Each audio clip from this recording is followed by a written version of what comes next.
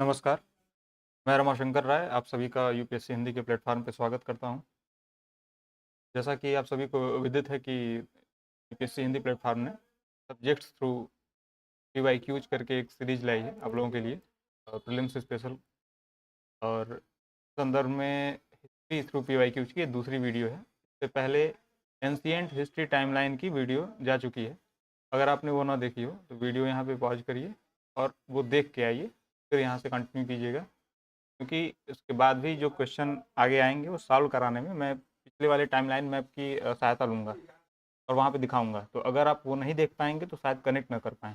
इसलिए आपसे निवेदन है कि आप जाइए, पहले वो वीडियो देख के आइए, भगा के देख लीजिएगा अगर आपको आपके पास समय की कमी है। लेकिन एक बार आपको अंदाज़ा होना चाहिए कि एंशिएंट इंडिया की टाइमलाइन क्या है। तो टाइमलाइन पता होने के बाद फिर आइए ये वीडियो कंटिन्यू करते हैं। इस वीडियो में हम प्रयास करेंगे कि एंशिएंट हिस्ट्री के जो क्वेश्चंस 2010 के बाद से पूछे गए हैं उसको टैकल किया जाए, और उसमें से जो सबसे महत्वपूर्ण है, सबसे हाल के पैटर्न में जो रिपीट हो रहे हैं उनको देखा जाए। तो पाषाण काल से शुरू करेंगे हम लोग, स्टोन एज से। तो पहला प्रश्न ये आता है, पीसीएस 2010 में पूछा गया है कि कोपेनहेगन संग्रहालय सामग्री से पाषाण, कांस्य और लौह युग का त्रियुगी विभाजन किसने किया था?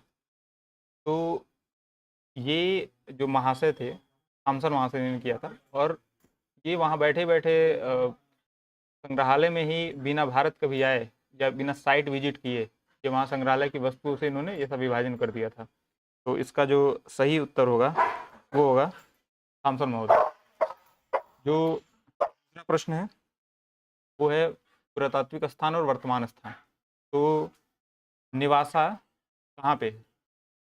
ईसमपुर, डिडवाना और गुडियाम गुफा, ये कौन किस राज्य से है? तो अभी अगर आप टाइमलाइन वीडियो देखे होंगे तो जिसमें डिडवाना या दिदवाना, हम लोग पैलियोलिथिक एज या पूरा पाषाण जो काल है उसमें हम लोग डिस्कस कर रहे थे कि दिदवाना इलाके में जो लोअर पैलियोलिथिक एज है उसकी साइट दिदवाना से मिलती है और उसके बाद में भी कंटिन्यूटी वहाँ पे पाई जाती है।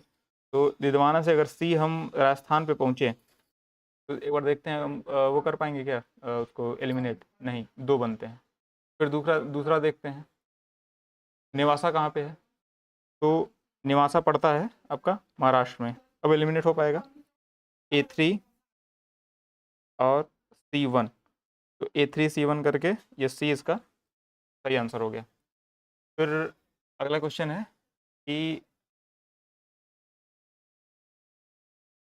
निम्नलिखित मध्य पाषाण स्थलों को भौगोलिक दृष्टि से पश्चिम से पूर्व के क्रम में व्यवस्थित करें।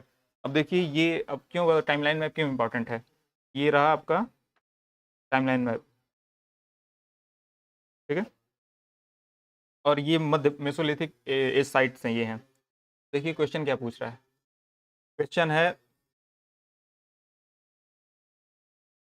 क्वेश्चन में बोला है कि पैसरा, बिरभानपुर, बस ध्यान दीजिएगा, लेखैया, महदहा, दमदमा, महागारा, मांडू, बागोर, दो, ये आप नोटिस कर लिए। अब फिर से हम लोग पहुँचते हैं जो हम लोग का प्रश्न है। क्या पूछा है? निम्नलिखित मध्य पाषाणिक स्थलों को भौगोलिक दृष्टि से पश्चिम से पूर्व की ओर पश्चिम से पूर्व के क्रम में व्यवस्थित करें। व्यवस्थित नहीं कर लेंगे? पैथरा देखे हैं मैप में, बिरभानपुर देखे हैं, लेखैया देखे हैं, महदहा देखे हैं, व्यवस्थित कर लेंगे। व्यवस्थित कर लीजिएगा। और इसका जो सही उत्तर होगा ये आप खुद दीजिए, क्योंकि जस्ट पहले आपको बताए हैं, आपको मैप दिखाएं, आप उसको लगा के बताइए इसका सही उत्तर कौन है, आपके लिए छोड़ रहे हैं। चौथा है, निम्नलिखित में से किस स्थल से हड्डी के उपकरण प्राप्त हुए हैं? तो आपके सामने जो विकल्प है वो है जोपनिमांडो से, काकोरिया से, महदहा से कि सराय नाहरनाय से। तो हड्डी के उपकरण हैं जो आपके बोन इक्विपमेंट्स हैं, वो महदहा और सराय नाहर राय दोनों जगह से प्राप्त हुए और दोनों स्थल ये प्रतापगढ़ उत्तर प्रदेश में स्थित है। तो यहाँ पे ये सी और डी दोनों होंगे और ये उत्तर प्रदेश प्रतापगढ़ से प्राप्त हुए हैं। अगला प्रश्न अगर हम लोग देखा जाए तो कौन सी साइड से एक ही कब्र से 3 मानव कंकाल निकाले गए हैं? सराय नाहर राय से कि दमदमा से कि महदहा से कि लंगनाथ से? तो इसका उत्तर है दमदमा से। दमदमा से एक ही साइड से 3 मानव कंकाल निकाले गए हैं। अगला आता है कि निम्न में से कौन सा स्थल, कौन सा प्रागैतिहासिक चित्रकला के लिए प्रसिद्ध है? प्रागैतिहासिक चित्रकला मतलब ये लगभग सारे बच्चे लगभग जानते होंगे, ये है भीमबेटका। यहाँ पे पाषाणकालीन सारी संस्कृतियाँ, तो सारे एजेज यहाँ पे मिलते हैं पाषाण काल के, जैसे कि पैलेयोलिथिक भी मिलता है, मेसोलिथिक भी मिलता है, न्यूलिथिक भी मिलता है, और उससे संबंधित जो चित्रांकन है वो भी मिलते हैं। अगला प्रश्न कौन सा है कि विंध्य क्षेत्र के किस शिलास्त्र से सर्वाधिक मानव कंकाल मिले हैं? मुरहाना पहाड़, गगरिया, लेखैया या बगही खोर? तो इसका उत्तर सही है लेखैया, मिर्जापुर से। लेखैया के कहाँ पे है? मिर्जापुर, यूपी। इसके जस्ट पहले आप पीवाईक्यूज में एक देखे होंगे कि लेखैया को मध्य पहाड़ी स्थल को पूछा था कि पूर्व से पश्चिम के क्रम में कौन कहाँ पे स्थित है। तो अगर हम जानेंगे कि प्रतापगढ़ वाला सराय नहार राय या माधा कहाँ पे है और लेखैया कहाँ पे है, तो हम उसको पूरा पश्चिम रख भी पाएंगे और हम लोग उसको उत्तर दक्षिण में रख पाएंगे। तो इसलिए जानना जरूरी है कि वो कहाँ पे है। जी, अगला प्रश्न आता है कि अब ये पाषाण काल से जो पीवाईक्यूज थे वो हम लोग खत्म कर चुके हैं। आगे आते हैं हम लोग सिंधु घाटी सभ्यता से जो महत्वपूर्ण पीवाईक्यूज पूछे गए हैं। तो सिंधु घाटी सभ्यता से जो प्रश्न पूछे गए हैं उनकी प्रकृति क्या रही है ये देखना जरूरी है। तो पहले तो ये पूछता है कि जो सिंधु घाटी सभ्यता थी उसका पश्चिमी सीमांत, पूर्वी सीमांत वो कौन कौन सा था।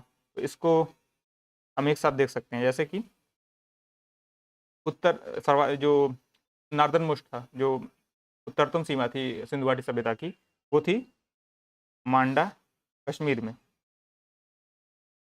ठीक है। पूर्वी जो सीमा थी वो कौन सी थी? आलमगीरपुर। ये कहाँ पे है? यूपी। और यूपी में कहाँ पे? मेरठ में। ये इसलिए जरूरी है कि यूपी की मेरठ के अगल बगल की जिलों की और महत्वपूर्ण साइट्स हैं जो कि सिंधु घाटी सभ्यता की के लिए प्रसिद्ध हैं, और मतलब वो हम लोग को जाननी चाहिए, क्योंकि हम लोग यूपी स्पेशल इसके साथ ही कवर भी हो जाएगा। यूपी स्पेशल हम लोग को क्वेश्चन भी आते हैं और पता भी होने चाहिए। और साउदर्न मोस्ट कौन सा है? दैमाबाद। अगर कल की वीडियो आपने देखी होगी तो दैमाबाद आप मैप में नोटिस कर पाएंगे। एक बार हम वहाँ ले जाते हैं, आपको तेज़ी से दिखा के जाते हैं कि दैमाबाद कहाँ पे है। दैमाबाद हम लोग ताम्र पहाड़ी संस्कृति में पहुँचते हैं। ये देखिए,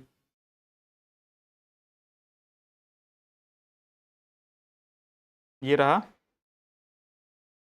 दैमाबाद। देखिए, कैल्कोलिथिक कल्चर में दैमाबाद का काफ़ी इंपॉर्टेंस है। पश्चिमी महाराष्ट्र की कैल्कोलिथिक एज जो कल्चर थी उसमें दैमाबाद का। लेकिन दैमाबाद सिंधु घाटी सभ्यता की चूंकि साथ में को एग्जिस्टेंस है, वो साथ एग्जिस्ट कर रही हैं, तो वो जो उसकी दक्षिणतम सीमा मानी जाती है वो दैमाबाद मानी जाती है सिंधु घाटी सभ्यता की, या इंडस वैली सिविलाइजेशन की दैमाबाद है। फिर आते हैं हम लोग कि वेस्टर्न मोस्ट बाउंड्री कौन सी है। तो ये होती है सुतका गेंडोर। सुतका गेंडोर बलूचिस्तान प्रांत में है। बलूचिस्तान आजकल काफ़ी न्यूज़ में है, देखिएगा क्यों न्यूज़ में है ये। ठीक है। तो इससे ये क्वेश्चन हो जाएगा, हड़प्पा संस्कृति के पूर्वी सीमांत का निर्धारण कौन करता है।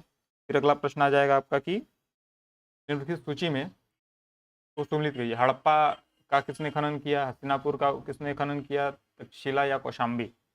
तो अगर हम लोग कल तो वो हम लोग देखे थे टाइमलाइन मैप में, जब देख रहे थे तो हम बताए थे आपको कि हमने बताया था कि वो महत्वपूर्ण साइट्स हैं सिंधु घाटी सभ्यता की, उसमें कौन कौन मतलब खनन कौन कौन किए थे। वहाँ एक बार चलते हैं फिर से, इसीलिए कहे हैं कि एक बार टाइमलाइन वीडियो आप जरूर देख लीजिए, इससे आपको मदद मिलेगी। ये देखिए, क्वेश्चन में आपसे पूछा है हड़प्पा, हस्तिनापुर, तक्षशिला और कौशाम्बी। तो इसमें हड़प्पा है दयाराम साहनी।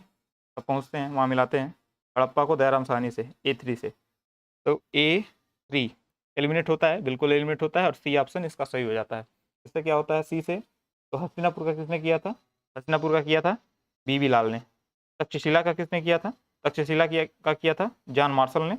और कौशाम्बी का किया था, कौशाम्बी का NG मजुमदार ने। कौशाम्बी का NG मजुमदार ने। अगला प्रश्न देखते हैं सिंधु घाटी सभ्यता के लिए। निम्नलिखित ये भी मिलान वाला प्रश्न है। अब मिलान वाले प्रश्नों का पीवाईक्यूज में हम क्यों महत्व देखेंगे। देखो यार, प्रश्न ये एक है लेकिन इसमें 4 फैक्ट्स हैं कि हड़प्पा में कौन सी चीज़ पाई गई, लोथल में कौन सी चीज़ पाई गई, कालीबंगा में कौन सी चीज़ पाई गई, या मोहनजोदाड़ो में कौन सी चीज़ पाई गई। तो अब इसको लेके और फिर चलते हैं, जो हम लोग कल टाइमलाइन में आपको दिखाए थे। तो 3 चीज़ें थी, हड़प्पा, 4 चीज़ें थी, हड़प्पा, लोथल, कालीबंगा और मोहनजोदाड़ो। तो हड़प्पा में अगर क्लियर हो, आपको लग रहा है पीडीएफ थोड़ा क्लियर नहीं है, खैर मैं आपको बता देता हूँ कि अगर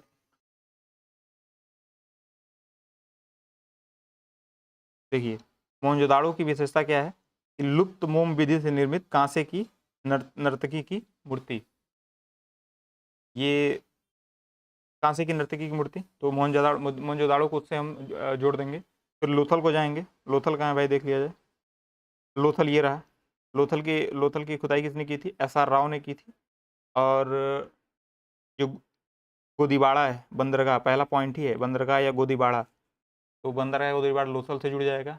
फिर आपका आएगा कालीबंगा, तो कालीबंगा यहाँ पे है पॉइंट में, बिल्कुल है पॉइंट में। तो कालीबंगा का खनन किसने किया था, बीबी लाल और अमलानंद घोष ने किया था। बीबी लाल ने, पहला पिछला क्वेश्चन था, हस्तिनापुर का भी खनन किया था बीबी लाल ने, खनन खुदाई जो भी आप कर लीजिए। तो बीबी लाल, अमलानंद घोष, कालीबंगा का किया था। और एक दूसरे को समकोण पर काटती हुई जालीदार जुताई का नमूना चना या सरसों बोए गए, ऐसा मतलब ऐसा लगता है, चना सरसों एक साथ जो होती है इंटरक्रॉपिंग की गई थी ठंडी में, रबी की फसल में। एक दूसरे को समकोण पर काटती जालीदार जुताई का नमूना प्राप्त होता है हमको कालीबंगा से। तो ये देखिए क्या है, उसमें जुता हुआ खेत, 3 चीज़ें मिल गई, चौथा मिलाने की ज़रूरत है आपको, नहीं है। मोहनजोदाड़ो का क्या मिला था, कांसे की नर्तकी की मूर्ति। कालीबंगा में क्या मिला, जुता हुआ खेत। लोथल से क्या मिला, गोदीबाड़ा मिला। हड़प्पा क्या हो गया, समाधान हो गया, मिल गया, मिला लीजिए, आंसर लगा लीजिए उसमें। अगले प्रश्न पे बढ़ते हैं। निम्न में से सिंधु सभ्यता से संबंधित कौन सा केंद्र उत्तर प्रदेश में स्थित है। तो देखिए, कालीबंगा, लोथल, तो अभी जस्ट पहले हम लोग मैप देखे थे, तो लोथल कहाँ पे है, गुजरात में है। कालीबंगा कहाँ पे है, राजस्थान में है। आलमगीरपुर का है, मेरठ यूपी में है। और हुलास कहाँ पे है, हुलास है सहारनपुर यूपी में। तो ये हुलास महत्वपूर्ण है, इसको बस ध्यान रखिएगा, माफ करिए, हुलास महत्वपूर्ण है, सहारनपुर। और इसका उत्तर हो जाएगा तीसरा चौथा, डी ऑप्शन इसका सही हो जाएगा। फिर अगर अगले प्रश्न पे बढ़ते हैं, तो ये देखिए, हड़प्पाई स्थल और उनकी स्थिति, इसको बताना पड़ेगा कि मांडा कहाँ पे है। अभी जस्ट पहले हम डिस्कस किए, मांडा कहाँ पे है, इसको लगाइएगा। दैमाबाद कहाँ पे है, कालीबंगा कहाँ पे है, और राखीगढ़ी कहाँ पे। राखीगढ़ी के बारे में हम लोग चर्चा नहीं किए, राखीगढ़ी के बारे में बता देते हैं। राखीगढ़ी जो है वह है हरियाणा में, और लार्जेस्ट साइट है इंडिया की अभी तक। ये माना जा रहा है कि वो सिंधु घाटी की सबसे बड़ी साइट बनने वाली है, लेकिन अभी इंडिया की लार्जेस्ट साइट है राखीगढ़ी, ठीक है। तो इसको सिर्फ इतना बताएंगे क्योंकि ऊपर बता के आ रहे हैं, तो दोहराव से समय आपका ज़्यादा लगेगा, और समय महत्वपूर्ण है, हमारा चाहे आपका, किसी का। अगले प्रश्न पे चलते हैं। इसमें मिलाना है हड़प्पाई पुरास्थल जो है, और भारत के राज्य या संघ राज्य। अब देखिए, ये भी हो जाएगा। मांडा को मिलाइए जम्मू कश्मीर से, बी का हो गया 2। पहले से हम लोग जानते हैं। हुलास पिछला पढ़ के आ रहे हैं, हुलास उत्तर प्रदेश से मिलाइए, सहारनपुर में है। क्या एलिमिनेट हो रहा है ऑप्शन, मिलाइए जरा। बी का 2 और डी का 1। तो बी का 2 और डी का उत्तर प्रदेश।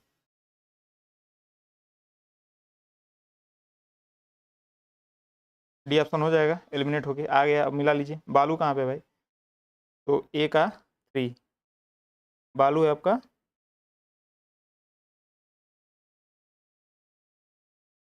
हरियाणा में, और पाडरी है कहाँ पे, गुजरात में, ठीक है।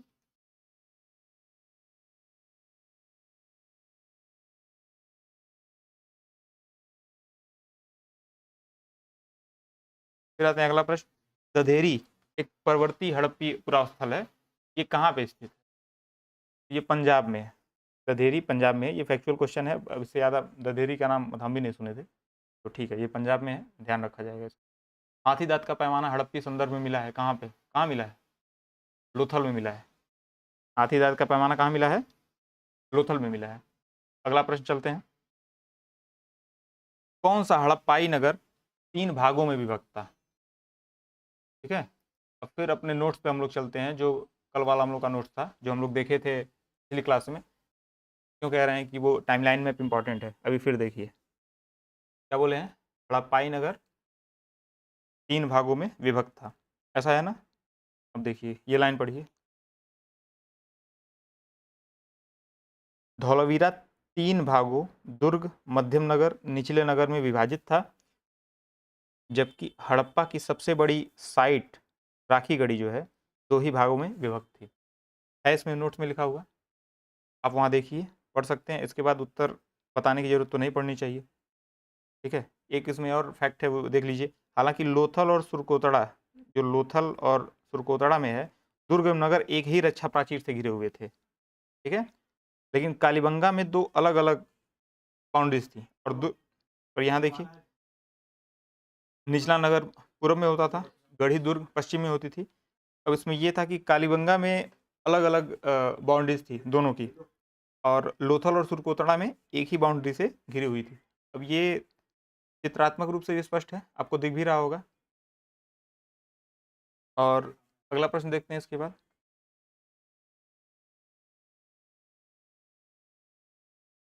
3 भाग में कौन सा विभक्त था? पुलवामा का सी।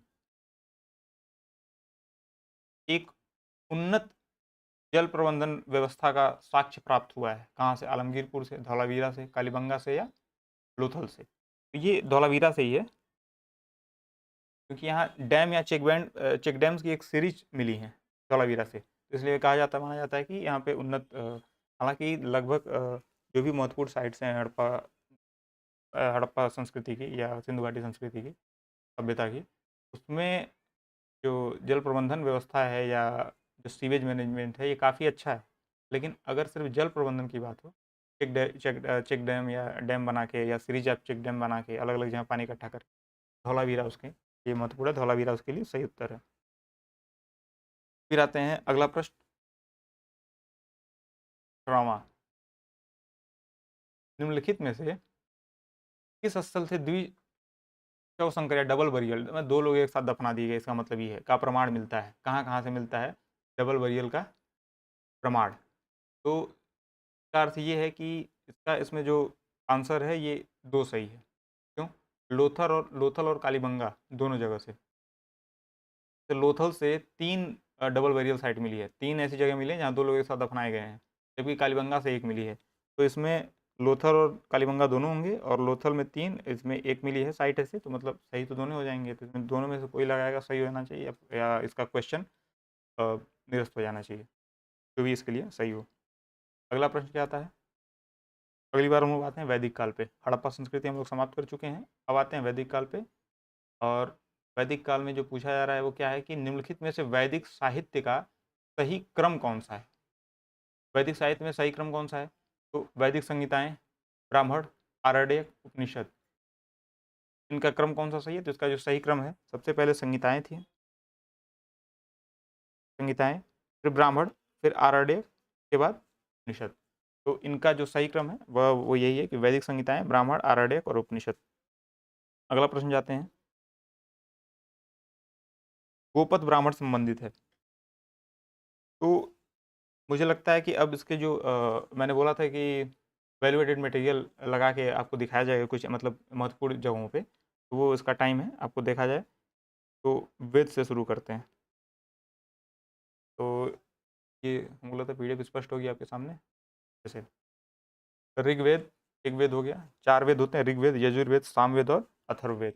ठीक है, इतना सबको पता ही है। तो जो पुरोहित है, ऋग्वेद का पुरोहित, उसको होता बोलते हैं, होत्र या होता। ठीक है। इसका जो उपवेद है, ये आयुर्वेद, इसको लिखने वाले धन्वंतरी माने जाते हैं। ठीक है। ये ब्राह्मण ग्रंथ ऋग्वेद के, ऐतरेय ब्राह्मण और कौशितकी ब्राह्मण। और उपनिषद कौन सा है? ऐतरेय और कौशितकी उपनिषद। ये ब्राह्मण ग्रंथ से आप मैच कर सकते हैं, तो दोनों एक ही है, तो एक याद कर रखेंगे, दूसरा याद हो जाएगा। अब आते हैं यजुर्वेद, ध्यान रखिएगा, इसमें शाखाएं ज़्यादा हैं तो थोड़ा ध्यान देना पड़ेगा। यजुर्वेद का उपनिषद है बृहदारण्यक उपनिषद। इसके जो पुरोहित हैं उसको बोलते हैं अध्वर्यु।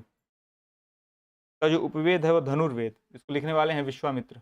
विश्वामित्र धनुर्वेद कर सकते हैं, क्योंकि अगर रामायण की कथा आपको पता हो तो विश्वामित्र जो है वो राम को शिक्षा दीक्षा के लिए लेके जाते हैं अयोध्या के राजमहल से। तो वो शिक्षा दीक्षा में धनुर्विद्या भी शामिल थी, तो मान सकते हैं कि हाँ धनुर्वेद विश्वामित्र लिख सकते हैं, क्योंकि उनके पास वो क्षमताएं थी। तो उपवेद, वेद धनुर्वेद। और जो यजुर्वेद के जो वो था शुक्ल यजुर्वेद और कृष्ण यजुर्वेद। यजुर्वेद में दो शाखाएं भी हैं, शुक्ल और कृष्ण। और शुक्ल का जो ब्राह्मण उसको शतपथ ब्राह्मण नाम दिया गया है। शुक्ल का उपनिषद है ईशावास्यो उपनिषद, ईशावास्योपनिषद। और कृष्ण का जो उपनिषद है वो तैत्तरीयोपनिषद, कठोपनिषद, मैत्रायणी उपनिषद और श्वेता श्वेतरोपनिषद। इसमें क्या है, जो कठोपनिषद है, यम नचिकेता प्रश्न पूछता है, इसमें आगे लिखा भी है, जैसे आगे जो प्रश्न है अब दिखाएंगे कि इसमें प्रश्न पूछता है डायरेक्ट, कठोपनिषद में यम नचिकेता प्रसंग, मतलब यम नचिकेता प्रसंग किस में आता है, तो वो उत्तर है कठोपनिषद में। और कठोपनिषद किस वेद की शाखा है, कृष्ण यजुर्वेद, शुक्ल यजुर्वेद, तो कृष्ण यजुर्वेद की शाखा है। फिर आता है ये जो ब्राह्मण हो गए, तैत्तरीय ब्राह्मण, मैत्रायणी ब्राह्मण, कठ ब्राह्मण, ये यजुर्वेद का हो गया। आगे आते हैं सामवेद में। सामवेद का जो पुरोहित है वो कहलाता है उद्गाता। इसके उपनिषद, सामवेद के डायरेक्ट जो उपनिषद हैं वो हैं छांदोग्य उपनिषद, केनोपनिषद और वाष्कल उपनिषद। अब छांदोग्य उपनिषद का महत्वपूर्ण पॉइंट इसमें यह है कि सत्यकाम जावाली कथा जो है वो छांदोग्य उपनिषद में है। ये भी प्रश्न आ सकता है, इसमें डायरेक्ट नहीं मेंशन, लेकिन सत्यकाम जावाली कथा आप उसको मेंशन कर दीजिएगा, छांदोग्य उपनिषद से संबंधित है, जो कि सामवेद का उपनिषद है। और क्या है छांदोग्य उपनिषद में मेंशन, अनुलोम एवं प्रतिलोम विवाह और पहले 3 आश्रमों का वर्णन छांदोग्य उपनिषद में मिलता है। मतलब जो विद्या वो होता है, उसके बाद गृहस्थ आश्रम होता है, और उसके बाद संन्यास होता है, उसके बाद सॉरी वानप्रस्थ होता है, उसके बाद संन्यास होता है। तो संन्यास आश्रम का इसमें उल्लेख नहीं है, बाकी तीनों आश्रम का उल्लेख है छांदोग्य उपनिषद में। अगला आते हैं कि इसमें का जो उपवेद है वो गांधर्व वेद बोलते हैं, और इसके जो गांधर्व वेद के रचयिता माने जाते हैं वो नारद माने जाते हैं। आप कनेक्ट कर सकते हैं गांधर्व वेद, नारद, उपवेद। बाकी आया ब्राह्मण ग्रंथ। इसके ब्राह्मण ग्रंथ कौन से हैं सामवेद के, वो हैं प्रौढ़ या पंचविश ब्राह्मण ग्रंथ, आर्षेय ब्राह्मण और जैमिनी ब्राह्मण। अगले पे चलते हैं, वो है अथर्ववेद। अथर्ववेद जो है उसके जो पुरोहित कहलाते हैं वो ब्रह्मा कहलाते हैं, और इसका जो उपवेद है वो स्थापत्य वेद है, जिसके विश्वकर्मा है। तो आप कनेक्ट कर पाएंगे स्थापत्य वेद, विश्वकर्मा। और इसका जो ब्राह्मण है वो गोपत ब्राह्मण। देखिए एक ही ब्राह्मण महत्वपूर्ण हो सकता है, वही ब्राह्मण हमको एग्जैक्ट पता नहीं, शायद एक ही ब्राह्मण है इसका, लेकिन गोपत ब्राह्मण जो है वो अथर्ववेद का है, ये ध्यान रखिएगा। ये प्रश्न पूछा भी है, अभी हम लोग उसी प्रश्न को छोड़ के यहाँ पे आए हैं। फिर अथर्ववेद का उपनिषद कौन सा है, तो अथर्ववेद का जो उपनिषद है वो मुंडकोपनिषद। मुंडकोपनिषद क्यों महत्वपूर्ण है, क्योंकि ये सत्यमेव जयते जो ध्येय वाक्य है हमारा, वो मुंडकोपनिषद से लिया गया है। फिर दूसरा कौन सा है, प्रश्नोपनिषद है, और तीसरा है मांडुक्योपनिषद। तो मुंडो मांडुक्यो प्रश्नो, मुंड मांडुक्यो प्रश्नो, तीनों उपनिषद है अथर्ववेद के। अब आते हैं कि कर्म जो संहिता एवं ब्राह्मण है, पिछली बार हम लगाए ना लाइन से, संहिता है, ब्राह्मण है, उपनिषद आरण्यक है, जो भी। तो संहिता और ब्राह्मण है वो कर्मकांड से संबंधित होते हैं, और आरण्यक उपनिषद है वो ज्ञान कांड से संबंधित माने जाते हैं। ये चीजें हो गई। अगली बात क्या है कि प्रस्थान त्रयी। तो हमने जब देखा था तो जैसे कई जगहों पे, जैसे उपनिषद, भगवद गीता और ब्रह्मसूत्र, इसको ही प्रस्थान त्रयी मानी जाती है। उपनिषद, भगवद गीता और ब्रह्मसूत्र। ब्रह्मसूत्र कहा जाता है बादरायण ने रचा था ब्रह्मसूत्र। और प्रस्थानत्रयी श्रुति, स्मृति और न्याय को भी प्रस्थानत्रयी, कहीं कहीं का न्याय प्रस्थान माना जाता है इसको, प्रस्थान। और प्रस्थानत्रयी ये उपनिषद, भगवद गीता और ब्रह्मसूत्र। आगे आते हैं, खैर ये बौद्ध से संबंधित है, एक बार हम लोग देख सकते हैं तब भी। प्रज्ञाशील समाधि, अष्टांगिक मार्ग, इसको आप देख लीजिएगा। वेदांग की हम लोग चर्चा कर रहे थे, वेद की चर्चा कर रहे थे, वैदिक काल की। तो वेद के बाद वेदांग। वेदांग कितने हैं, 6। शिक्षा, कल्प, व्याकरण, निरुक्त, छंद, सॉरी 5 वेदांग है, सॉरी 6, छंद, ज्योतिष। शिक्षा, कल्प, व्याकरण, निरुक्त, छंद, ज्योतिष। शिक्षा क्या है, उच्चारण विधि बताने वाली, वेद की नासिका बोली जाती है इसको। कल्प क्या है, कर्मकांड है, ये वेद के हाथ कहे जाते हैं। जो व्याकरण है वेद का मुख कहा जाता है। निरुक्त है जो कि भाषा विज्ञान है, वेद के कान, वेद का कान कहा जाता है। और जो छंद है वेद के पैर हैं, और ज्योतिष है वेद की आंख है। ठीक। कल्प पे आते हैं। कल्प और तो कल्प जो है ये 3 भाग माने जाते हैं, श्रौत सूत्र, गृह्य सूत्र और धर्म सूत्र। श्रौत सूत्र में क्या है, ये 600 से 300 बीसी के दौरान रचे गए। 600 बीसी से 300 मतलब महाजनपद काल से मौर्य काल तक ये रचे गए श्रौत सूत्र। इसमें क्या है, यज्ञ विधि विधानों का विस्तृत विवरण है। दूसरा क्या है, गृह सूत्र, गृह कर्मकांडों एवं यज्ञों का विवरण दिया गया है। 8 प्रकार के विवाहों का विवरण दिया है गृह सूत्र में। इस चीज को आप हाईलाइट कर लीजिएगा, 8 प्रकार के विवाह जो हैं वो गृह सूत्र में दिए गए हैं। ये भी 600 से 300 बीसी इसका समयकाल है। फिर आता है धर्मसूत्र। धर्मसूत्र है 500 से 200 बीसी। ये राजनीति विधि एवं व्यवहार संबंधी विषय है और धर्मसूत्र होता है गद्य में। ठीक है, उदाहरण क्या है, आपस्तंभ धर्मसूत्र, बोधायन, गौतम, ये धर्मसूत्र के नाम है, ये गद्य में होता है। वहीं स्मृतियां जो होती हैं वो होती हैं पद्य में। ये 200 ईसा पूर्व से 9वीं सदी के मध्य तक रची गई। तो ये देखिए पॉइंट है कि धर्मसूत्र जहाँ गद्य में लिखे गए, स्मृतियां पद्य में लिखी गई। अपवाद है विष्णु स्मृति जो कि गद्य में लिखी गई थी।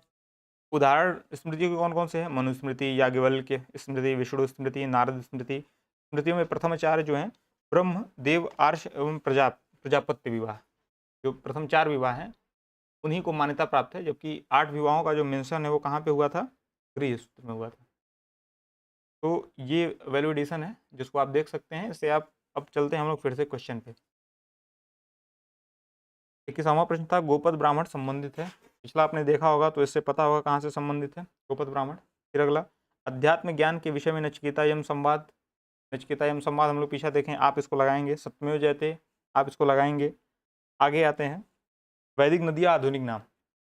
वैदिक नदियाँ कौन सी थी, कुभा, परुषणी, सदानीरा, शतुद्री। शतुद्री तो कुभा बोलते थे काबुल को। क्या आंसर बन रहा है, A2, ए का 2 बन रहा है, ये आंसर हो जाएगा, एलिमिनेट हो गया। अब क्या हो गया, परुष्णी किसको बोलते थे, परुष्णी बोलते थे रावी को। सदानीरा किसको बोलते थे, सदानीरा बोलते हैं गंडक को। और शतुद्री, शतुद्री बोलते थे सतलज को। ठीक। अगला प्रश्न है कि निम्नलिखित में से वैदिक देवताओं में किसे उनका पुरोहित माना जाता था, अग्नि, देव, बृहस्पति, इंद्र। तो वैदिक देवताओं का पुरोहित माना जाता था बृहस्पति को। ठीक है। और वैदिक कालिक प्रशासन में, वैदिक कालीन प्रशासन में भागदूध, भागदू है या भागदूत मतलब दोनों आते, भागदू कौन अधिकारी था, तो ये राजस्व जमा करने का अधिकारी था भागदू। फिर अगला प्रश्न है, ऋग्वैदिक धर्म था बहुदेववादी धर्म था। क्यों बहुदेववादी था, भाई ऋग्वेद में इंद्र की भी बात हो रही है, अग्नि की भी बात हो रही है, वरुण की भी बात हो रही है, तो ये बहुदेववादी धर्म है, तभी ये ऐसा हो सकता है। और आज तक उसके मतलब परंपरा उसकी चली आ रही है। अगला प्रश्न क्या है, ऋग्वेद में सर्वाधिक संख्या में मंत्र संबंधित हैं किससे, अग्नि से, विष्णु से, वरुण से या यम से। तो जो इस ऑप्शन के माध्यम से जो सबसे सटीक उत्तर है वो अग्नि। लेकिन जो एक्चुअल ऋग्वेद में सर्वाधिक संख्या में मंत्र संबंधित हैं वो है इंद्र से, उसके बाद है अग्नि से, फिर बाकी देवताओं से हैं। तो इसमें ये अग्नि सही हो जाएगा। और अगला प्रश्न है, वैदिक देवता इंद्र के विषय में निम्नलिखित में से कथनों का विचार कीजिए। वो झंझावत के देवता थे, तो आपको ये अंदाजा होगा कि हाँ झंझावत के देवता थे। पापियों को दंड देते थे, तो देखा जाएगा दंड देते नहीं देते। नैतिक व्यवस्था के संरक्षक थे, तो देखा जाएगा। वर्षा के देवता थे, तो जो झंझावत का देवता होगा तो वर्षा अलग से नहीं कराएगा, तो फिर ठीक, दोनों देवता थे। 1-4 वैसे हो गया, तो इस तरह से हो सकता है अगर आपको नहीं पता है। और आपको पता है तो आपको ये भी जानकारी होगी, नैतिक व्यवस्था के जो संरक्षक देवता थे उनका नाम था वरुण। ठीक। अब पापियों को दंड देते थे, सोम और इंद्र दोनों से प्रार्थना की गई है, तो ऐसा नहीं कह सकते कि उसके देवता थे। ठीक है। हाँ, ये इंद्र को पुरंदर बोला गया है, किलों को ढहाने वाला। उनको मतलब उनका आह्वान किया जाता था इससे पहले जब युद्ध पे जाते थे या इस तरीके से, तो युद्ध के देवता भी इंद्र को मान सकते हैं। अगला प्रश्न ये है कि गायत्री मंत्र के नाम से प्रसिद्ध मंत्र सर्वप्रथम किस ग्रंथ में मिलता है? तो ऋग्वेद में मिलता है, ऋग्वेद के तृतीय मंडल में मिलता है। ये ऋग्वेद में मिलता है और तृतीय मंडल ऋग्वेद में मिलता है हमको गायत्री मंत्र। आगे आते हैं, सर्ग, प्रतिसर्ग, वंश, मनवंतर और वंशानुचरित संकेतक किसके हैं? ये पुराणों में मिलते हैं। सर्ग, प्रतिसर्ग, वंश, मनवंतर, वंशानुचरित संकेतक हैं पुराणों के। आगे आता है, महाभारत मूलतः किस रूप में जानी जाती थी? तो महाभारत मूलतः जो थी वो जय संहिता के रूप से जानी जाती थी।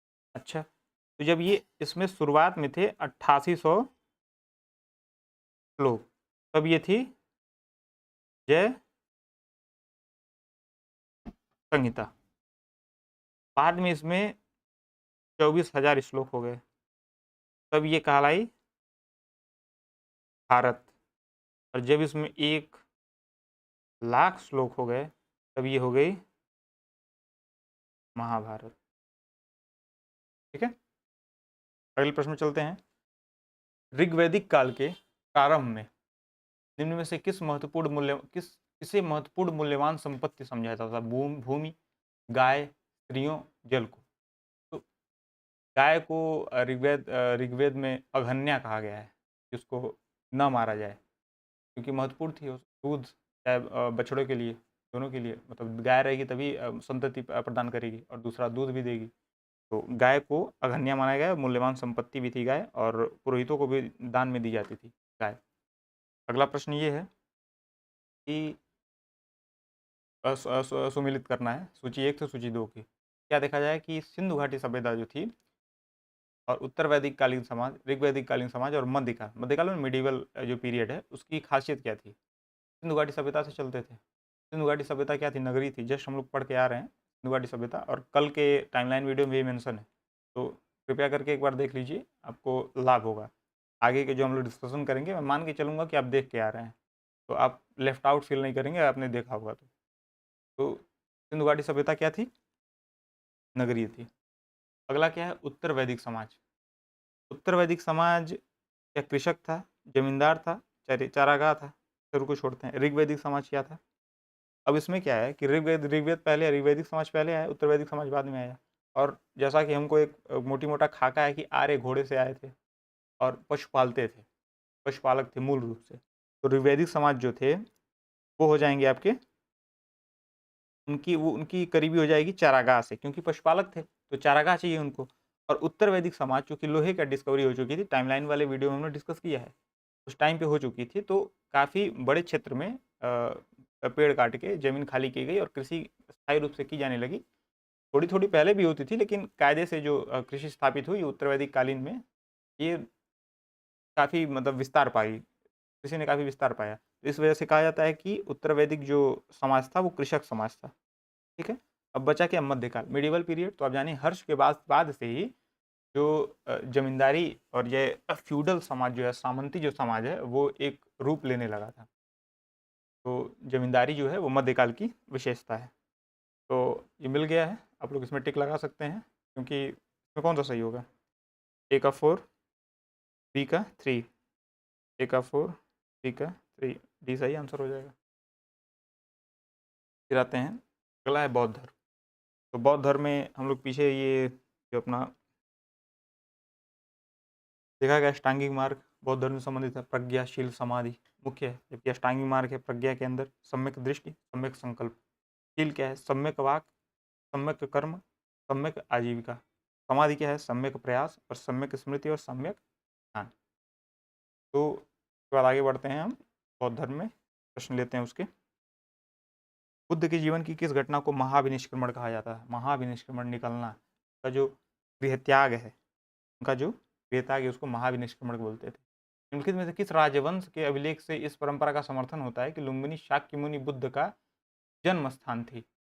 तो ये बहुत महत्वपूर्ण प्रश्न है, क्योंकि जो मौर्य थे उनका जो रुम्मिनदेई अशोक का लुम्बिनी में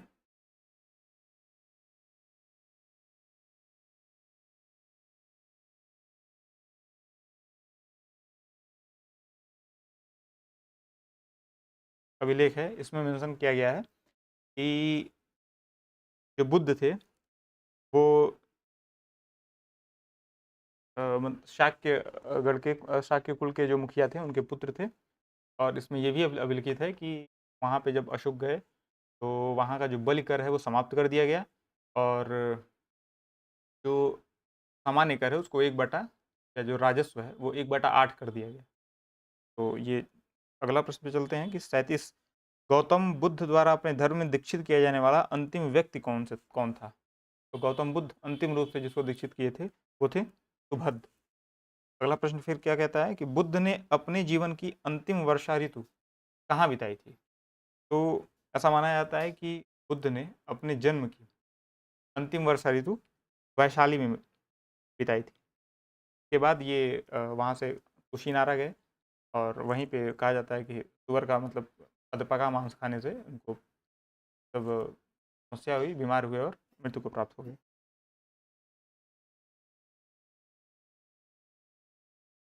बुद्ध ने सर्वाधिक उपदेश दिए थे, बुद्ध ने सर्वाधिक उपदेश दिए थे श्रावस्ती में। बौद्ध संघ में भिक्षुणी के रूप में स्त्रियों के प्रवेश की अनुमति बुद्ध द्वारा दी गई थी। कहाँ पे दी गई थी? बौद्ध संघ में भिक्षुणियों के रूप में स्त्रियों के प्रवेश की अनुमति ये भी वैशाली में ही दी गई थी।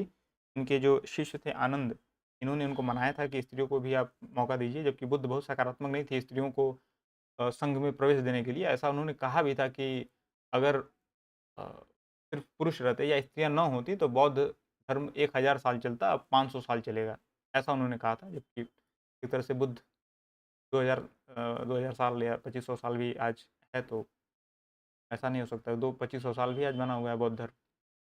बुद्ध गलत थे? पता नहीं। 41वां, बौद्ध धर्म में त्रिरत्न का क्या अभिप्राय है? तो बुद्ध, धम्म, संघ, यही है बौद्ध धर्म के रत्न। अगला प्रश्न ये क्या कहता है कि अशोकाराम विहार विहार निम्नलिखित में से किस स्थान पर स्थित है? तो अशोकाराम विहार जो है वह पाटलिपुत्र में स्थित है। अगला प्रश्न क्या है? मिलिंद पन्नू का राजा मिलिंद तथा एक बौद्ध भिक्षु के मध्य जो संवाद है वह भिक्षु कौन थे? वह भिक्षु थे नागसेन। अगला प्रश्न है सर एडविन अर्नाल्ड की जो पुस्तक है, सर एडविन अर्नाल्ड की जो पुस्तक है लाइट ऑफ एशिया, वह आधारित है दलित विस्तार पे, दलित विस्तार पे आधारित है। The light of Asia sir Edwin Arnold की जो बुक है। और भूमि स्पर्श मुद्रा की जो सारनाथ बुद्ध की मूर्ति है वो वह कहाँ से पाई गई है, मतलब किस काल में थी? तो मौर्य काल से है, कुषाण काल से है, शुंग काल से है कि गुप्त काल से है?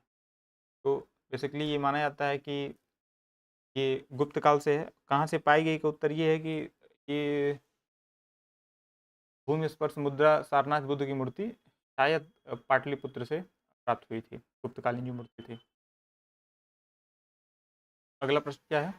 हीनयान अवस्था का विशालतम एवं सर्वाधिक विकसित शैलकृत चैत्यगृह स्थित है, कहाँ पे स्थित है? यह है कार्ले में। हीनयान अवस्था का विशालतम सर्वाधिक विकसित शैलकृत चैत्यगृह स्थित है कार्ले में। अगला प्रश्न निम्नलिखित में से किस शैलकृत गुफा में 11 सिरों के बोधिसत्व का अंकन मिलता है? तो 11 सिरों के बोधिसत्व का अंकन मिलता है कन्हेरी गुफा, मुंबई में जो है वहाँ पे शैलकृत गुफा में 11 सिरों वाले बोधिसत्व का अंकन मिलता है। अब बौद्ध यहाँ पे समाप्त नहीं हुआ, अगला जैन है, लेकिन हम इस बीच में चर्चा करेंगे बौद्ध संगीतियाँ और जैन संगीतियाँ। ये दोनों ही एग्जाम परस्पेक्टिव से, चाहे आप मतलब लगभग कोई भी एग्जाम दे रहा हूँ, आर दे रहा हूँ, पीसीएस दे रहा हूँ, यूपीएससी दे रहा हूँ, इस सब में महत्वपूर्ण है। इस वजह से हम लोग इस नोट पे उस पर चर्चा करेंगे हम लोग कि जो बौद्ध संगीतियाँ और जैन संगीतियाँ हैं उनको देखेंगे। तो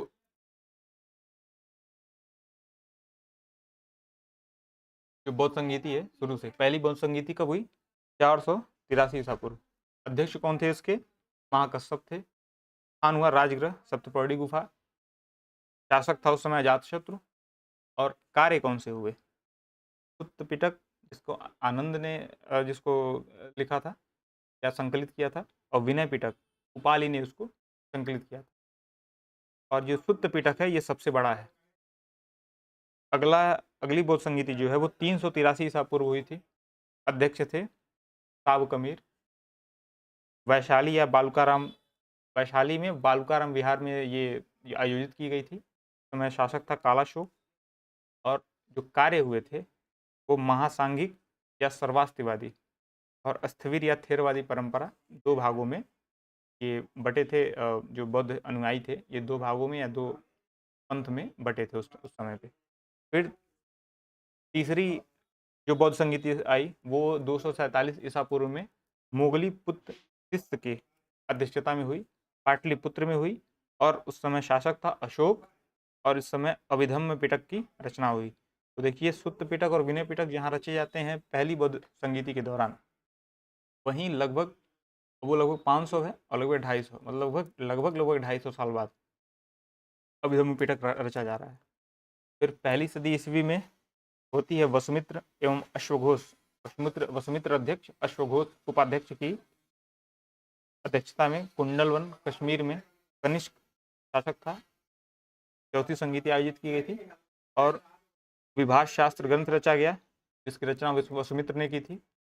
हीनयान एवं महायान यहाँ पे इसके मतलब स्किजम हो गया। बौद्ध धर्म में 2 मतलब पार्ट हो गए, 2 भाग क्या ही कहेंगे। महायान काफ़ी बड़ा था, हीनयानी कम संख्या वाले लोग थे जो प्योरिस्ट थे, कह सकते हैं कि मतलब शुद्धतावादी थे। फिर अगला जो है संस्कृत को भाषा के रूप में स्वीकार किया गया था चौथी बौद्ध संगीति में। इससे पहले पाली भाषा का प्रयोग किया जाता था बौद्ध ग्रंथों के लिए और बुद्ध को देवत्व प्रदान किया क्योंकि महायान मजबूत हो गया और महायान बुद्ध को ईश्वर मानता था जबकि हीनयान ऐसा नहीं करता है। तो इस वजह से बुद्ध को देवत्व प्रदान कर दिया गया पहली सदी ईस्वी में। अगला जाते हैं कि जैन संगीति, क्योंकि इसके बाद जैन पढ़ना है। तो 2 जैन संगीतियाँ हम लोग को अभी तक ये पता है कि 2 जैन संगीतियाँ हुई थी लगभग 300 ईसा पूर्व 300 BC। समय इसके अध्यक्ष थे स्थूलभद्र जो कि श्वेतांबर थे। स्थान था पाटलिपुत्र। शासक थे चंद्रगुप्त मौर्य और प्रधान काम क्या था कि जो जैन ग्रंथ है इसके प्रधान भाग 12 अंगों का संकलन हुआ था और दिगंबर और श्वेतांबर में बट गए थे। तो दिगंबर का नेतृत्व किया था भद्रबाहु ने, स्थूलभद्र ने किया था श्वेतांबरों का नेतृत्व। अगली बौद्ध संगीति होती है जो कि टाइमलाइन वीडियो में हमने देखा है कि मैत्रक वंश का राजा था ध्रुवसेन प्रथम मैत्रक वंशी, वल्लभी जिसकी राजधानी थी। और 512 ईस्वी 6ठी सदी में देवर्षि क्षमाश्रमण के नेतृत्व में की अध्यक्षता में ये बौद्ध जैन संगीति आयोजित की गई थी। तो इसमें काम कौन से हुए थे? जैन ग्रंथों का 12 अंगों, 10 उपांगों, 10 प्रकीर्ण, 6 छंद सूत्र, 4 मूल सूत्र और अनुयुग सूत्र के रूप में अंतिम रूप से संकलन एवं लिपिबद्ध किया गया। ये थी जैन संगीति की बात। फिर चलते हैं अपने क्वेश्चन पे, वाईक्यूज पे। तो जैन तीर्थंकर पार्श्वनाथ निम्नलिखित में से स्थानों में से मुख्यतः किससे संबंधित थे? वाराणसी, कौशाम्बी, गिरिव्रज या चंपा। तो पार्श्वनाथ जो थे वह वाराणसी से संबंधित थे और पार्श्वनाथ जो है ये इनका जो निर्वाण है या इनकी मृत्यु का संबंध माना जाता है सम्मेद शिखर से, जो कि झारखंड में है। सम्मेद शिखर। अगला प्रश्न ये है कि तीर्थंकर को उनके प्रतिमा के लक्षण से मिलाना है। तो आदिनाथ, मल्लीनाथ, पार्श्वनाथ और संभवनाथ। आदिनाथ जो कि ऋषभ देव थे, पहले तीर्थंकर, उनको आदिनाथ भी कहा जाता था। आदि मतलब पहला या सबसे पहला, पुराना। आदिनाथ ऋषभ देव वृषभ, इनकी प्रतिमा लक्षण जो है वह है वृषभ। ए का 1 हो गया। पार्श्वनाथ का होता है सर्प, तो पार्श्वनाथ का हो गया सर्प। इस हिसाब से इसका जो पहला हो गया वो सुमेलित है और मल्लीनाथ का हो जाएगा जल कलश और संभवनाथ का हो जाएगा अश्व। संभवनाथ का क्या हो जाएगा? अश्व हो जाएगा। अगला प्रश्न क्या है? तीर्थंकर और निर्वाण स्थल में सुमेलन अभी पहला हम लोग देखा गया है, तो क्या ऋषभनाथ का अष्टापद है?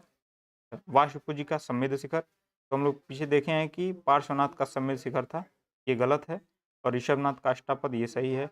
नेमिनाथ का उज्जयंत ये भी सही है। महावीर का पावापुरी ये हम लोग लगभग जानते हैं, ये सही है, पर ये गलत है। इसका इसका मतलब जो सही उत्तर होगा वो बी होगा। अगले प्रश्न पे चलते हैं हम लोग। महावीर स्वामी को किस नदी के तट पर ज्ञानोदय प्राप्त हुआ? तो ये फैक्चुअल क्वेश्चन है, किस नदी के तट पे प्राप्त हुआ था? ऋजुपालिका नदी के तट पे। अगला प्रश्न ये है, निम्नलिखित में से कौन सा धर्म विश्व विनाशकारी प्रलय के अवधारणा में विश्वास नहीं करता है? तो जैन धर्म नहीं करता है।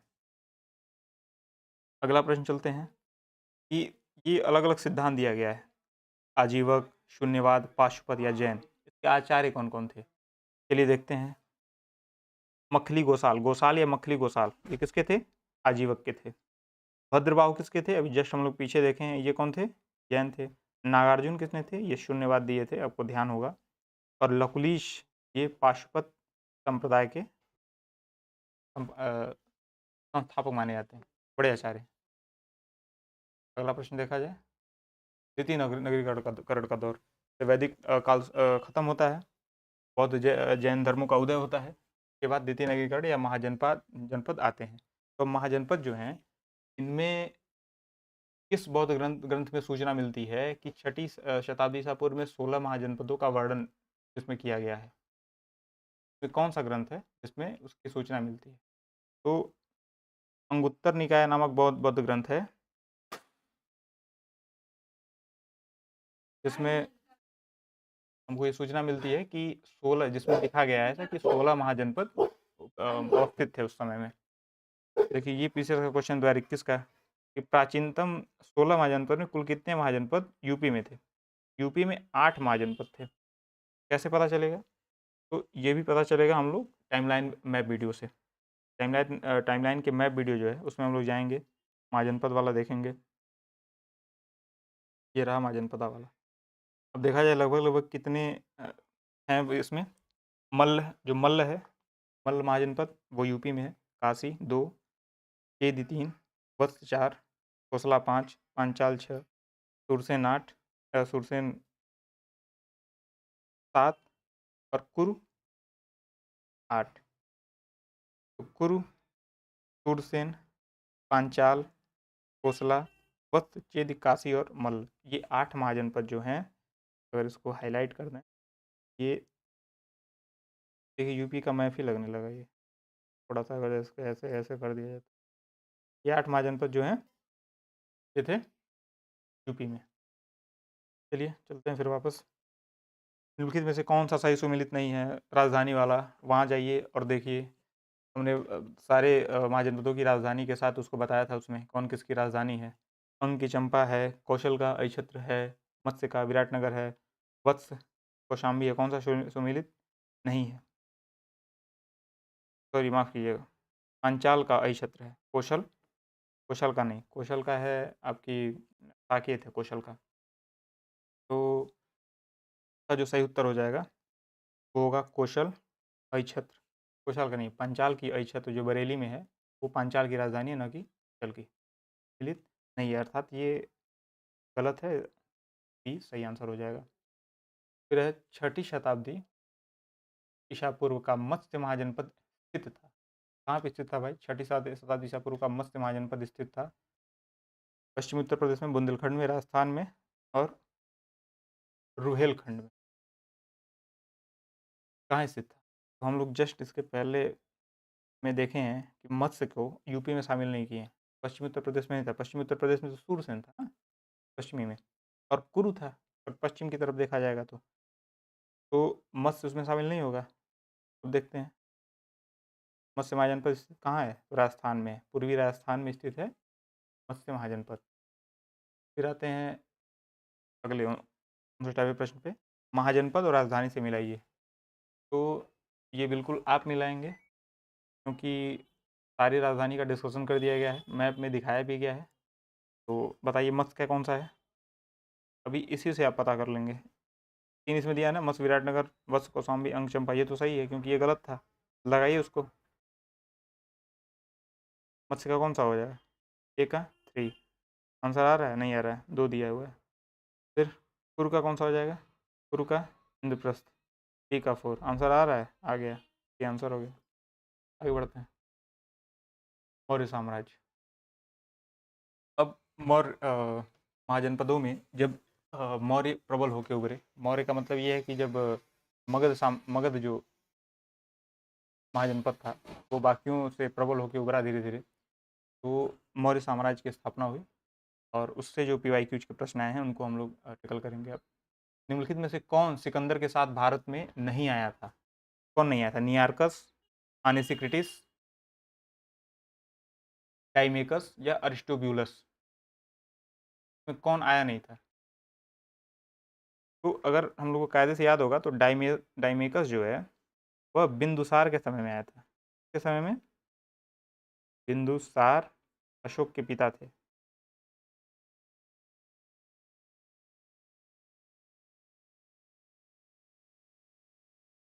तो डाइमेकस है ये बिंदुसार के समय में आया था, और ये सीरियाई राजा एंटियोकस का राजदूत था।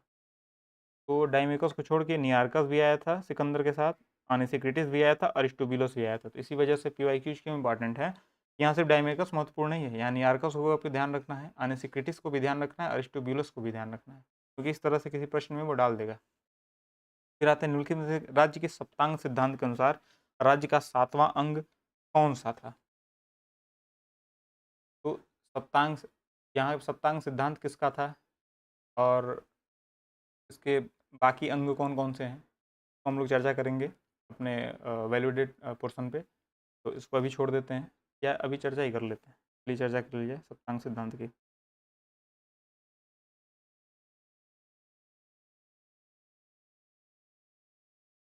अर्थशास्त्र के अनुसार जो सप्तांग सिद्धांत है, तो राज्य के सप्तांग कौन कौन से हैं? स्वामी, अमात्य, जनपद, दुर्ग, कोष, दंड और मित्र। अंतिम कौन सा रहा? पे जाइए। अंतिम कौन है? मित्र है। ये सप्तांग, राज्य के सप्तांग सिद्धांत में ये जरूरी है। और किस प्राचीन नगर के अवशेष कुम्भलहार स्थल से प्राप्त हुए हैं? वैशाली, पाटलिपुत्र, कपिलवस्तु या श्रावस्ती? पाटलिपुत्र के जो अवशेष हैं वो कुम्भलहार स्थल से प्राप्त हुए हैं। अगला प्रश्न जो आता है वो आता है कि चंद्रगुप्त मौर्य ने सेल्यूकस को किस वर्ष में पराजित किया था? तो 305 ईसा पूर्व में। अब डेट वाली बात है, इसमें क्या ही कॉन्सेप्ट होता है, 305 ईसा पूर्व में पराजित किया था। अगले प्रश्न पे आते हैं कि कौशाम्बी, कुशीनगर, सारनाथ, श्रावस्ती। तो कौशाम्बी में कौन सा है? कुशीनगर में कौन सा है? सारनाथ में कौन सा? श्रावस्ती में कौन सा? तो सारनाथ में धमेक स्तूप है, अशोक के समय का माना जाता है, कई विद्वान इसको अशोक का समय का मानते हैं। सारनाथ का धमेक स्तूप। कुशीनगर में राणा भर स्तूप, श्रावस्ती में सहेत महत, और जो राजधानी है श्रावस्ती वो सहेत महत नाम स्थान से वो मतलब संबंधित की जाती है। और फिर कौशाम्बी का क्या बचा? तुलसीराम मठ। चारों सम्मिलित हो गए। अगला देखते हैं, निम्नलिखित अभिलेखों में किसमें अशोक का नामोल्लेख हुआ है? तो इन जो अभिलेख दिए हैं इनमें अशोक का नामोल्लेख हुआ है गुर्जरा में। और नामोल्लेख कैसे हुआ है? गुर्जरा में लिखा गया जो अभिलेख है, देवनाम प्रियदर्शी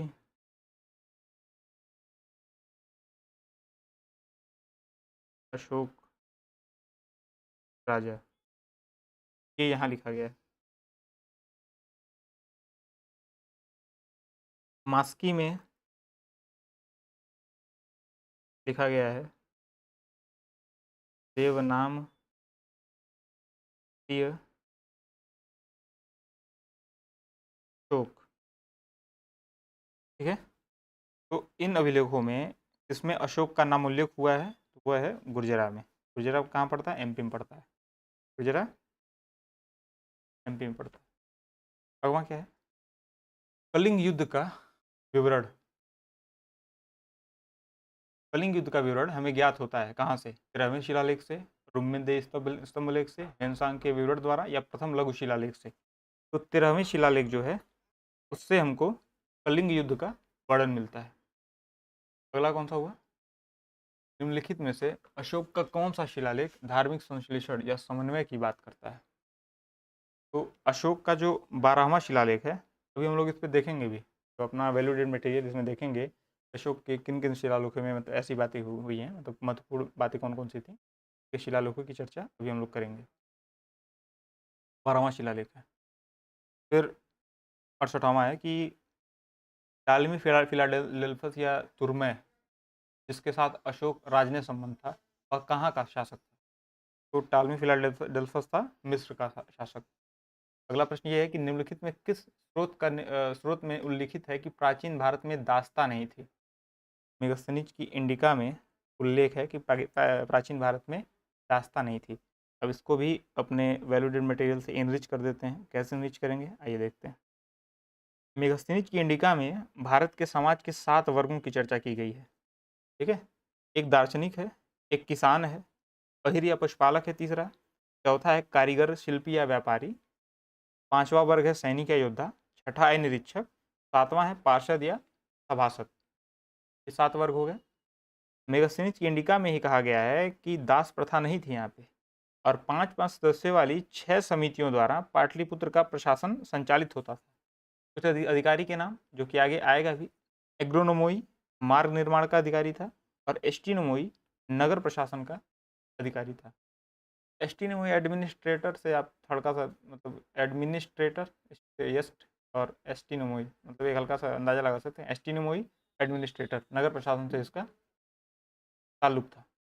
मौर्य काल की जो मुद्राएं कौन कौन सी, चांदी की थी, पड़ या कारशापड़, और तांबे की काकड़ी या माशक।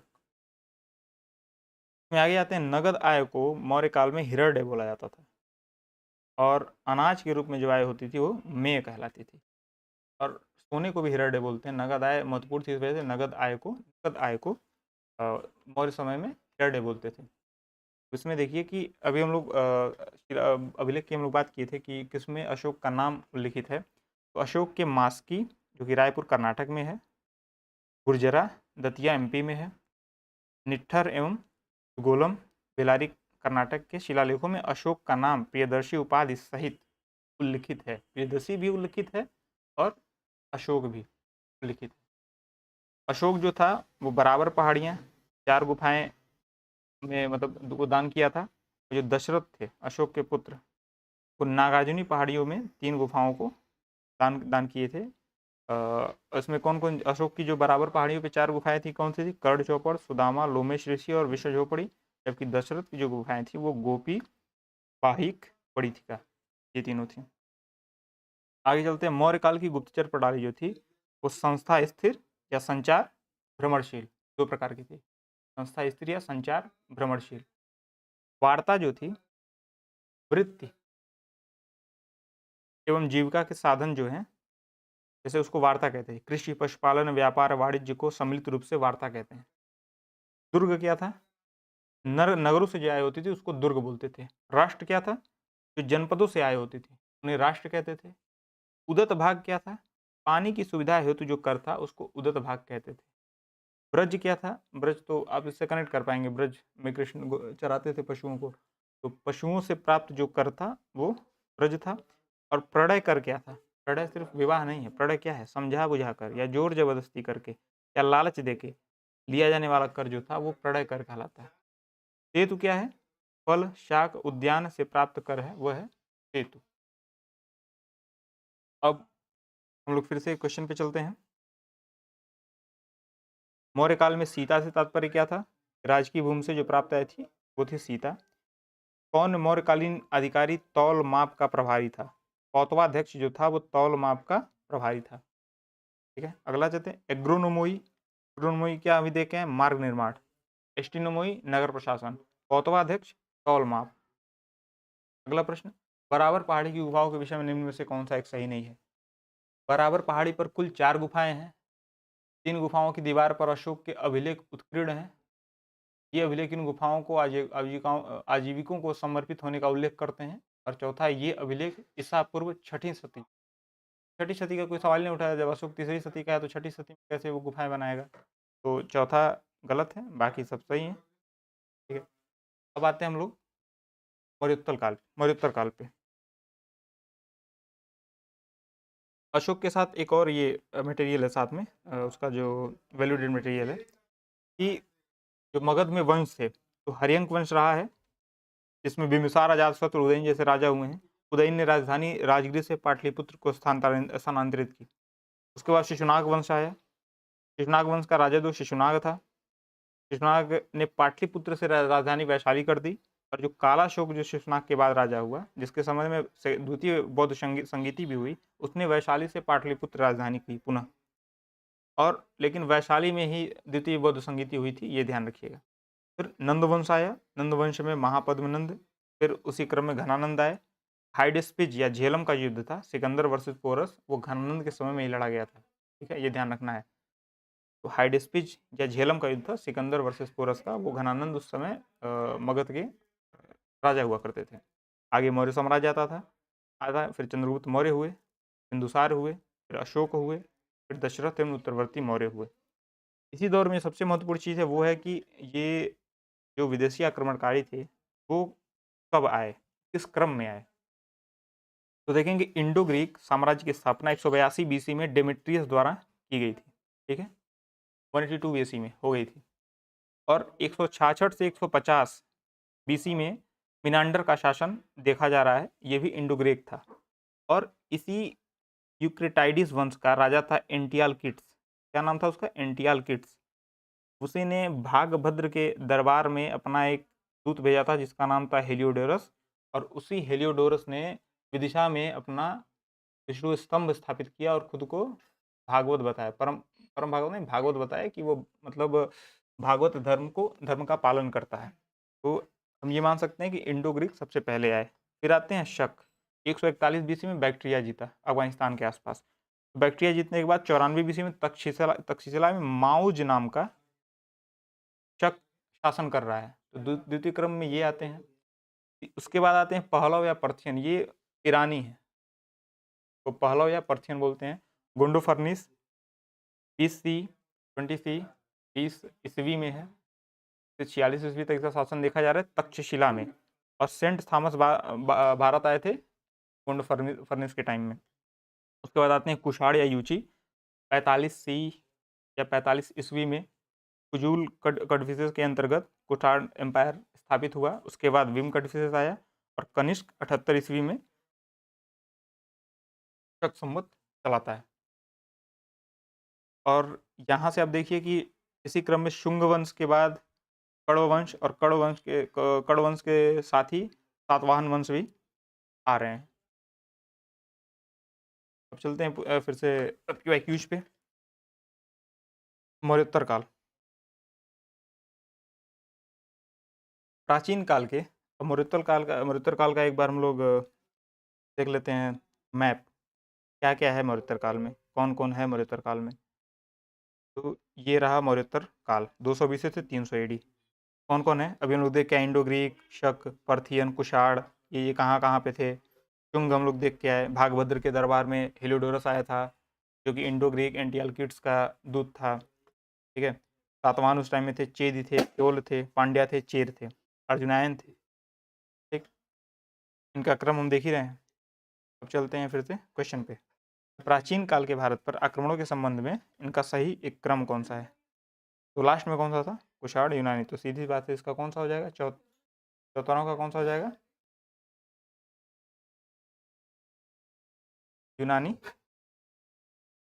यूनानी, फिर शक, फिर पहलो, बीच में यहाँ पे पहलो आए, यहाँ पे पर्थियन भी आ जाएगा, पर्थियन, फिर कुषाण। तो बी सही हो जाएगा इसका उत्तर। तो निम्नलिखित शासकों में से किसके सिक्कों पर संकर्षण एवं वासुदेव दोनों अंकित हैं?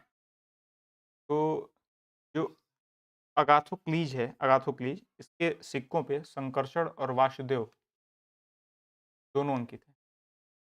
फिर तरवा जाते हैं। बिना बेगार के किसने सुदर्शन झील का जीर्णोद्धार कराया था?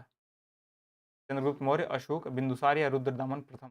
रुद्रदामन प्रथम ने अपने अभिलेख में बताया है कि बिना बेगार के उसने सुदर्शन झील का पुनर्निर्माण कराया था। आगे आगे चलते हैं। दो सूचियाँ दी गई हैं और मिलाना है। लोग अपना मटेरियल भी देख चुके हैं, कुछ अंदाजा उससे होगा। तो डेमेट्रियस हम लोग किससे बात किए थे? इंडो ग्रीक, हिंद यूनानी।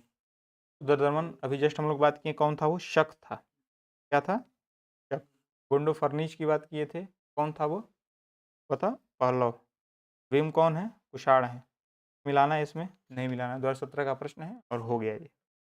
अगले प्रश्न पे चलते हैं। निम्नलिखित में से किसने भारत में स्वर्ण सिक्कों का प्रचलन नियमित रूप से किया था? तो विम कडफिसे जो हैं, इसने स्वर्ण सिक्कों का प्रचलन नियमित रूप से किया था। फिर आता है कि जो 2 सूचियाँ दी गई हैं, इसको मिलाना है।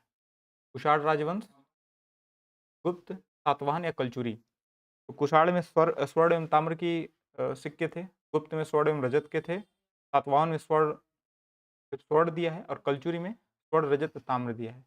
तो सातवाहन गलत है, क्योंकि स्वर्ण के साथ यहाँ शीशे, कोटीन के भी सिक्के पाए जाते हैं, इस वजह से सातवाहन का गलत है, बाकी सारे सुमिलित हैं।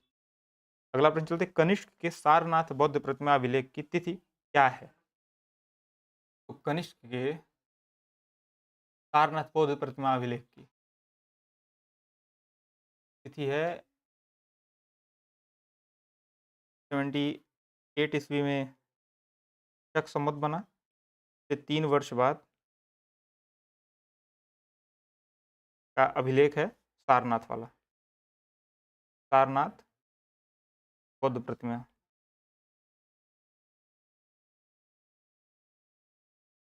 तो कितना हो जाएगा? 81। 81 ईस्वी, ये सही हो जाएगा। अगला प्रश्न है, निम्नलिखित नगरों में किसका उल्लेख कनिष्क के रावतक अभिलेख में नहीं दिया गया है? श्रावस्ती का अभिलेख नहीं है, पाटलिपुत्र का अभिलेख नहीं है, कौशाम्बी का उल्लेख नहीं है, चंपा का उल्लेख नहीं है। तो जो रावतक अभिलेख है कनिष्क का, उसमें पाटलिपुत्र का, कौशाम्बी का, चंपा का प्लस साकेत का उल्लेख है, श्रावस्ती का नहीं है। ये सही उत्तर है। रावतक अफगानिस्तान में। अगला प्रश्न है, सूची मिलान करनी है। गांधार कला, जूनागढ़ अभिलेख, मिलिंद पन्हो, तक्षशिला लेख। आपको कला संस्कृति का जरा सा भी अंदाजा होगा, या अगर कुषाण मैप में आपने देखा होगा कहाँ पे वो है, तो कुषाण का इलाका ही गंधार, जो गंधार महाजनपद था, वही कंधार गंधार वो गंधार वाला जो इलाका है, कंधार नहीं, माफ़ कीजिएगा, जो गंधार वाला इलाका है वो कुषाण डोमिनेटेड था। तो गांधार कला जो डेवलप की और कुषाणों ने डेवलप की। जूनागढ़ शिलालेख था रुद्रदमन प्रथम का। मिलिंद पन्हू मिनांडर के समय में नागसेन भिक्षु से जो प्रश्न उत्तर थे मिलिंद के, मिनांडर के, मिलिंद पन्हू में आए। और तक्षशिला लेख जो है वो पतिक का है। तो कौन सा सही हो जाएगा? आप लोग मिला लीजिएगा, इसमें तो मिल गया है, इसमें समय जाएगा, कोई समय लेने का मेरा मन नहीं है। फिर पुष्यमित्र शुंग द्वारा 2 अश्वमेध यज्ञ किए जाने के बारे में जानकारी किस लेख से मिलती है? तो अयोध्या जो है अभिलेख है, अयोध्या लेख है, 2 अश्वमेध किए जाने की पुष्यमित्र शुंग द्वारा उसकी जानकारी मिलती है। अब जाता है अगला प्रश्न, नीचे 2 वक्तव्य दिए गए हैं, जिसमें एक को अभिकथन एवं दूसरे को कारण है।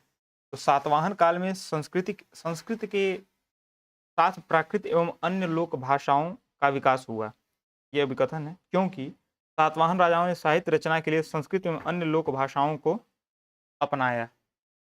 तो अगर सातवाहन के बारे में हमको अंदाजा हो जा रहा था,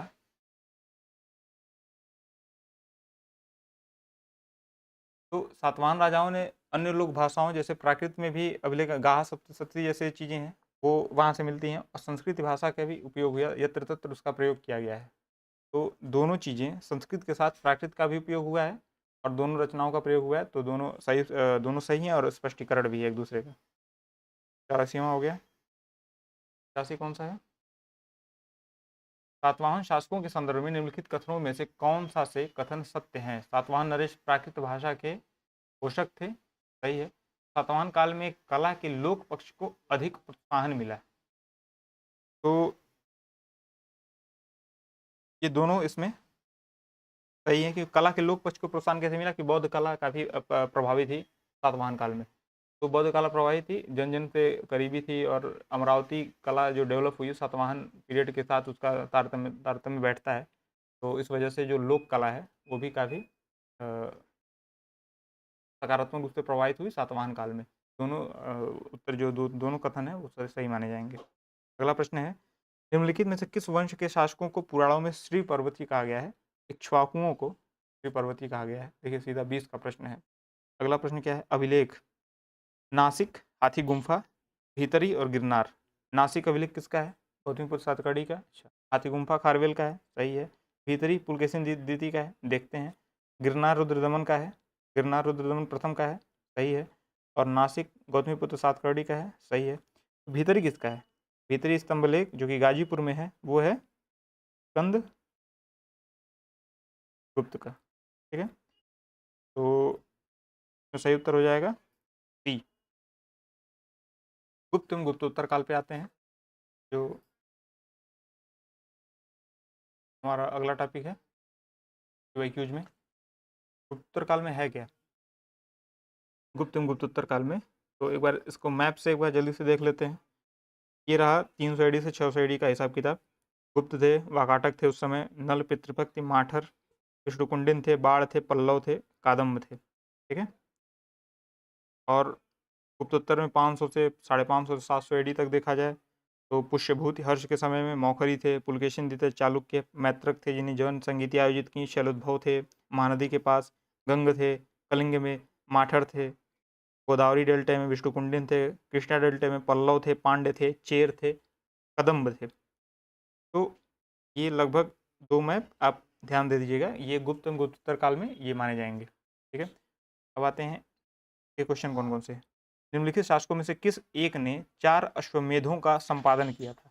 तो पिछला हमने पढ़ा कि जो शुंग थे, पुष्यमित्र शुंग थे, वो 2 का किए थे, ये अयोध्या अभिलेख से हमको पता चलता है। लेकिन प्रवरसेन प्रथम वाकाटक नरेश थे, वाकाटक हल्के आदमी नहीं थे, मतलब ठीक ठाक वाकाटक थे प्रवरसेन प्रथम, इन्होंने 4 अश्वमेधों का संपादन किया था। और प्रथम गुप्त शासक जिसने परम भागवत की उपाधि धारण की तो चंद्रगुप्त द्वितीय। में हल्का समुद्रगुप्त से ये काउंटर होती हैं ये चीज़ें कि समुद्रगुप्त भी परम भागवत की किए थे पहले, लेकिन माना जाता है, आयोग मानता है कि चंद्रगुप्त द्वितीय ने ही परम भागवत की उपाधि धारण की थी। फिर आता है दक्षिण भारत के समुद्रगुप्त के समकालीन नरेश एवं उनके राज्य। तो जो धनंजय थे, इनकी इनका जो है वो कुस्तुलपुर था। विष्णु गोपा का था कांची से मिलता है, देखते हैं। एक अथरी, एक अथरी, ये उसी से मिल गया, एक ही से मिल गया। तो धनंजय का कुस्तुलपुर, नीलराज का अवमुक्त।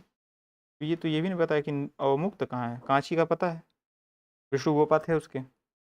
धनंजय का कुस्तुलपुर था और उग्रसेन का था पालक का। सारे प्रश्न एकदम बहुत जानने की जरूरत नहीं है, समझ जाए इतिहास थोड़ी पढ़ना है आपसे, एग्जाम निकल जाए। अगला आता है कि चंद्रगुप्त द्वितीय के संदर्भ में निम्नलिखित में से कौन सा से कथन सही है? शक विजय के संदर्भ में सबसे सबल प्रमाण इस नरेश की रजत मुद्राएं हैं।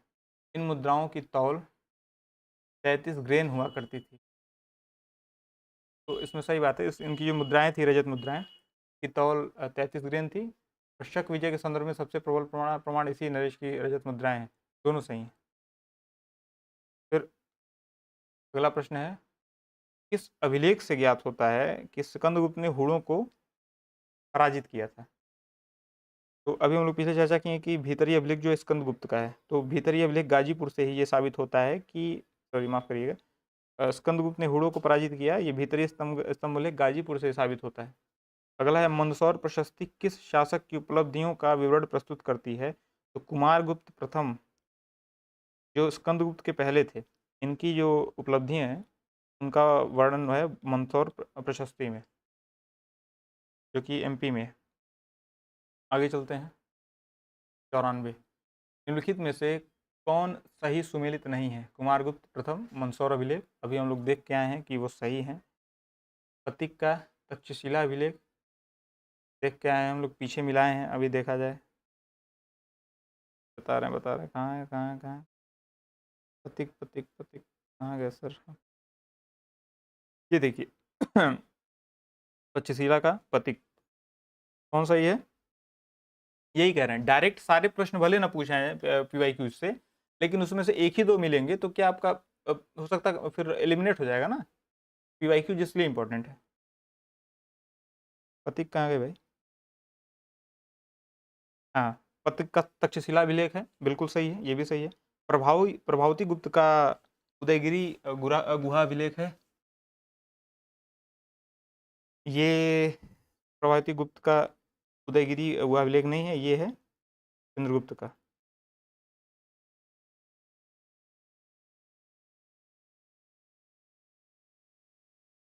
और समुद्रगुप्त का एरड़ अभिलेख है। एरड़ अभिलेख ऐसा पहला है जहाँ से हमको सती वर्णन की सती वर्णन मतलब सती प्रथा का पहला वर्णन मिलता है एरड़ से। तो अच्छा, अभिलेखों के प्रश्न जो पूछे जा रहे हैं, तो अगर आपका रिस्पांस अच्छा रहा वीडियो पे, तो अभिलेखों की एक ही साथ मतलब प्राचीन से मध्यकालीन तक के जो भी महत्वपूर्ण अभिलेख हैं उनकी एक ही साथ वीडियो बना दी जाएगी। ज़्यादातर प्राचीन ही पढ़ेंगे, 12वीं सदी तक सारे पढ़ते हैं, पूर्व मध्यकाल और एंशिएंट जो प्राचीन कालीन के अभिलेखों की एक साथ नोट्स बना के आपको बता दिया जाएगा, आपको प्रोवाइड भी करा दिया जाएगा। जिससे अलग अलग पढ़ के भूलने की दिक्कत नहीं होगी। कभी 2 पेज 3 पेज वो एक ही बार पढ़ेंगे तो आपको एग्जाम से पहले तो काम कर जाएगा। तो रिस्पांस अच्छा रहा, आप लोगों ने मतलब तो सराहा, तो फिर आगे इस पे काम किया जाएगा अभिलेख वाले पे। फिर प्रश्न क्या है अगला कि निम्नलिखित युग्मी में से कौन सा एक सही सुमेलित नहीं है? सर्ववर्मन, गया ताम्रपत्र, ईश्वर वर्मन वर्मन, जौनपुर प्रस्तर अभिलेख, ईशान वर्मन, हराहा पाषाण अभिलेख और जीवित गुप्ता दैव वर्णार्क अभिलेख। तो मतलब ये कायदे से सुने तो हम भी नहीं थे, लेकिन सर्ववर्मन का बताया जा रहा है कि का अभिलेख असीरगढ़ से प्राप्त हुआ था। तो गया ताम्रपत्र अभिलेख इससे संबंधित नहीं है, असीरगढ़ से।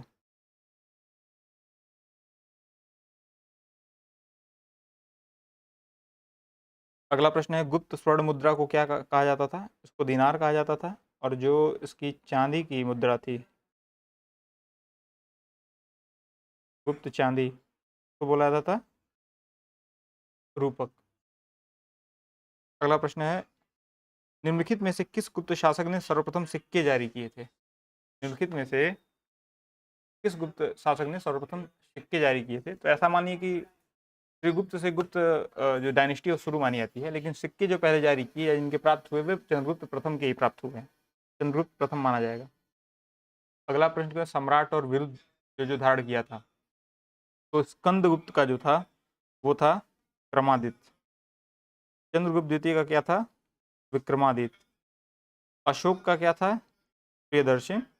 समुद्रगुप्त का क्या था? परक्रमांक। तो मिला लीजिएगा, ये क्रम यही है, इनकी इनके विरुद्ध यही धारण किए थे इन्होंने। अगला क्या है, किस हुड़ शासक मिहिरकुल को पराजित किसने हुड़ शासक मिहिरकुल को पराजित किया था? तो यशोधर्मन, मालव के मालव के यशोधर्मन ने। और ये इतने ताकतवर थे कि उन्होंने गुप्त साम्राज्य को भी हिला दिया था और अंततः वो बिखर गया। अगला कौन सा है, महाभाष्य के लेखक पतंजलि के समसामयिक कौन थे? शुंग, अशोक, या पुष्यमित्र शुंग, अशोक, चंद्रगुप्त प्रथम या चंद्रगुप्त मौर्य। तो इनके जो समकालीन थे वो हैं पुष्यमित्र शुंग, पतंजलि के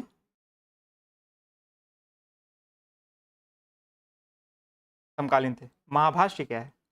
महाभाष्य ये है अष्टाध्यायी की अष्टाध्यायी जो कि पाणिनिकृत है। इसकी टीका है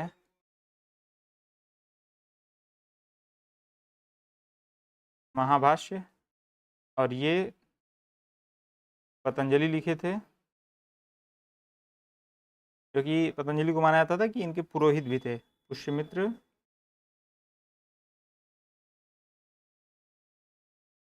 शुंग के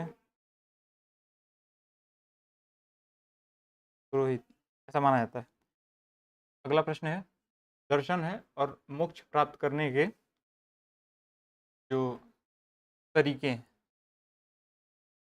न्याय दर्शन और मीमांसा दर्शन आत्मज्ञान, सांख्य दर्शन, वेदांत दर्शन। तो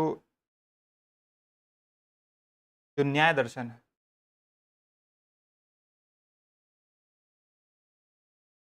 वो तार्किक चिंतन पे जोड़ देता है। इसमें सारे दर्शन को एक साथ लिख लेते हैं, इसमें कायदे से एक ही बार में दर्शन इंक्लूड मतलब कंक्लूड हो जाएंगे। जैसे सांख्य, सांख्य योग,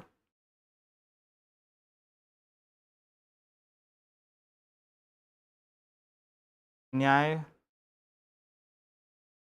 वैशेषिक और मीमांसा, वेदांत। ठीक है। सांख्य के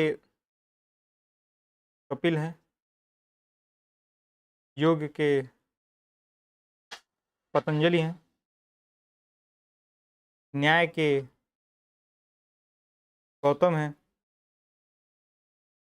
वैशेषिक के कणाद हैं, मीमांसा के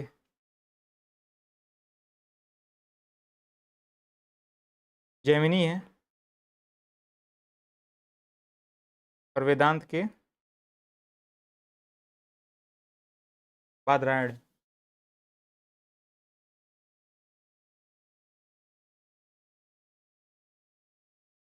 जो सांख्य था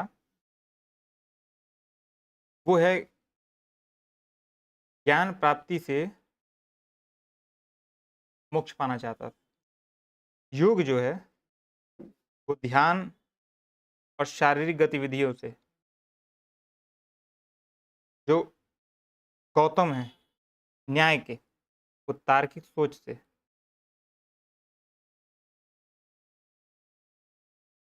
और वैशेषिक की जो कणाद हैं नित्य एवं पदार्थों का ज्ञान। जैमिनी है ये कर्मकांड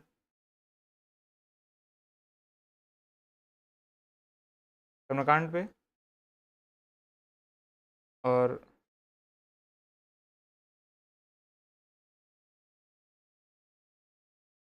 बादरायण परमात्मा का ज्ञान को मानते हैं। देखा जाए न्याय दर्शन किससे करता है? तार्किक चिंतन। तो न्याय दर्शन तार्किक चिंतन से करता है। मीमांसा क्या करता है? वैदिक अनुष्ठान या कर्मकांड, जिस कर्मकांड की बात कर रहे हैं वैदिक अनुष्ठान कर्मकांड, वो कौन करता है? मीमांसा। सांख्य दर्शन क्या करता है? सांख्य दर्शन करता है वास्तविक ज्ञान का अधिग्रहण। जो सांख्य है वो ज्ञान प्राप्ति, ये ऊपर क्या लिखा है? ज्ञान प्राप्ति। तो वास्तविक ज्ञान का क्या करता है? अधिग्रहण करता है, अभिग्रहण। सांख्य है। और वेदांत क्या है? आत्मज्ञान की बात करता है, परमात्मा का ज्ञान, आत्मज्ञान।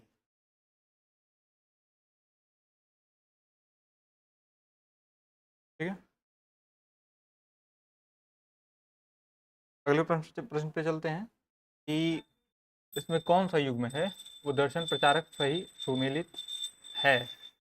तो इसको मैं बताऊंगा नहीं, ये यहाँ से देखिए और उस प्रश्न को करिए। ठीक है। अगला प्रश्न चलते हैं। निम्न निम्न कथनों पर विचार कीजिए तथा नीचे दिए गए कूट से सही उत्तर चुनिए। विक्रम संवत 58 ईसा पूर्व से आरंभ हुआ, शक संवत 78 ईसा पूर्व से 78 ईस्वी से आरंभ हुआ, गुप्त काल सन 319 से आरंभ हुआ, और भारत में मुसलमान शासन का युग 1192 से शुरू हुआ।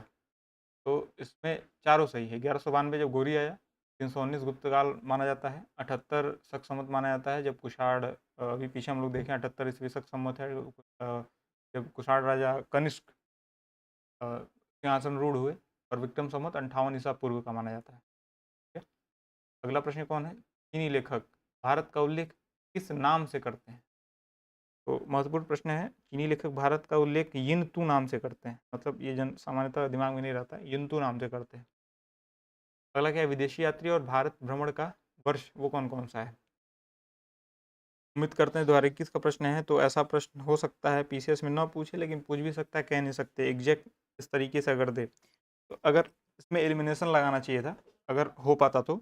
अल-मसूदी के बारे में अगर आप पढ़ेंगे विदेशी यात्रियों के बारे में, तो ये पाएंगे कि 10वीं सदी के पूर्वार्ध में अल-मसूदी आया था। ठीक है, पूर्वार्ध मतलब स्टार्टिंग का जो 50 है उसको पूर्वार्ध बोलते हैं, मतलब 900 से 950 तक इस टाइम पे आया था। तो ये 957 बता रहा है, ये उत्तरार्ध का समय है। इससे बाकी सिंह 669 से 695 है, इसमें कहा गया है कि 671 से 695 ये रहा। हेनसांग 629 से 645 रहा। और फाहियान जो है 399 से 414 ईस्वी का जो समय है, 15 साल ये का लगा, लेकिन मतलब ट्रेवल प्लस भारत में रहने का, लेकिन भारत में ये रहा, ये रहा 402 से 412। तो इसमें लगभग 3 नहीं सही हैं, तो ये प्रश्न वैलिड नहीं है। अगले पे चलते हैं। निम्नलिखित कथनों पर विचार कीजिए तथा नीचे दिए गए कूट से सही उत्तर चुनिए। मुल्तान के सूर्य मंदिर का उल्लेख ह्वेनसांग, अबू जईद, अल-मसूदी एवं अल-बरूनी ने किया है, सही है। सांगपुर यात्रोत्सव सूर्य पूजा से संबंधित था, ये भी सही है। तो सी ऑप्शन वो सही हो जाएगा। अगले पे चलते हैं। निम्नलिखित में से किस स्तूप में आर्यक स्तंभ वाले मंच की विशेषताएं मिलती हैं? ये अमरावती में मिलती हैं, लेकिन आर्यक ये बौद्ध जो स्थापत्य है का एक भाग है, आयक स्तंभ बोलते हैं या कार्निश करके, कार्निश स्तंभ। ये आर्य ये अमरावती जो स्थापत्य है या बौद्ध कला का अमरावती जो स्थापत्य है उसकी खासियत है। तो इसका उत्तर ये हो गया। अगला ये है कि गुप्त मंदिर और उससे जुड़े हुए जो स्थान हैं, तो ईंट निर्मित जो मंदिर है वो कौन सा है? एरड़ है, देवगढ़ है, भीतरगांव या भूमरा है? जो भीतरगांव का मंदिर है वो ईंट निर्मित है। दशावतार मंदिर कहाँ है? डीडी, दशावतार मंदिर देवगढ़, तो डीडी कर लीजिए इसको। दशावतार मंदिर देवगढ़। विष्णु शिव मंदिर कहाँ है? अभी रुकते हैं। विष्णु मंदिर कहाँ है? विष्णु मंदिर केरल में है। विष्णु मंदिर एरड़ और शिव मंदिर भूमरा। शिव मंदिर कहाँ है? भूमरा का शिव मंदिर। इस तरह से ये मैच हो जाएगा। अगले प्रश्न पे चलते हैं। कानपुर उत्तर प्रदेश स्थित भीतरगांव मंदिर के संदर्भ में निम्नलिखित कथनों में से कौन सा से कथन सही है? मंदिर का निर्माण 5वीं सदी से 6ठी सदी के मध्य किया गया था और ईंट से निर्मित यह भारत के प्राचीनतम मंदिरों में से एक। ये दोनों सही है, क्योंकि अभी हम लोग पीछे देखें ईंट से निर्मित मंदिरों में, उससे ये कलेक्ट हो जाएगा। और गुप्त समय का था, गुप्त काल 5वीं से 6ठी शताब्दी तक भी मतलब ये कंटिन्यू हो रहा था, तो उसको भी सही मानेंगे। तो पहला दूसरा दोनों सही हो जाएगा, सी आंसर सही है। अगले प्रश्न पे चलते हैं। निम्नलिखित में से किसका शिखर द्रविड़ शैली में बना है? भीतरगांव, ग्वालियर का तेली मंदिर, कंदरिया महादेव मंदिर या कोसिया मंदिर? इनमें से देखा जाए तो ग्वालियर का जो तेली मंदिर है इसका शिखर द्रविड़ शैली में बना है। तेली मंदिर क्यों है? क्योंकि जो तेलियों की श्रेणी थी, श्रेणियाँ हुई करती थी ना पहले, जो कि किसी एक जो कारीगरी है, जैसे कोई तेली है, कोई कुम्हार है, चाहे इस तरह के जो भी काम है, उनकी स्टडियाँ हुई करती थी, उनकी गिल्ड्स हुआ करती थी, गिल्ड्स। तो गिल्ड्स देखना क्या हुआ, तो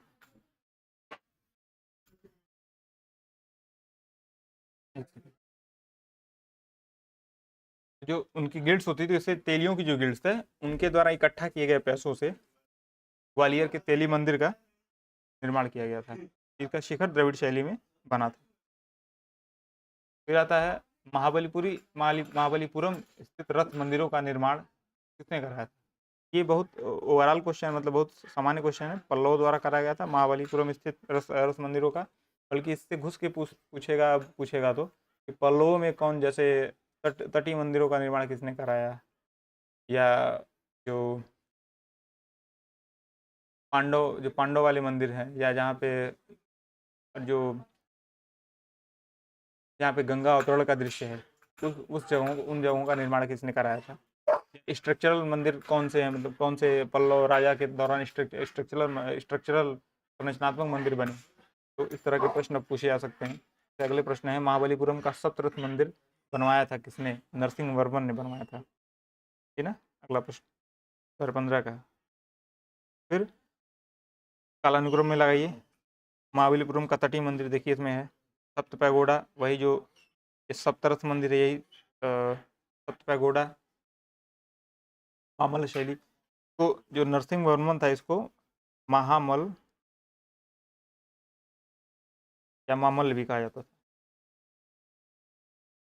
ठीक है। तो सप्त पैगोडा, तटीय मंदिर, बृहदेश्वर मंदिर, तो गंगईकोंडचूलपुरम मंदिर। तो नरसिंह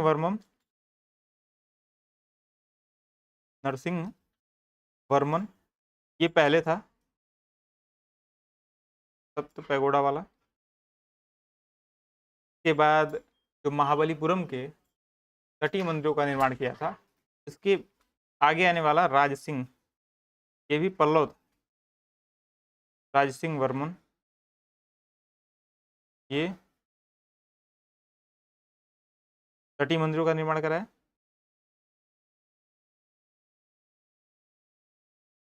ये दोनों पल्लव थे। आगे क्या आता है? बृहदेश्वर, जिसका शिखर 80 टन का है, यही बृहदेश्वर मंदिर।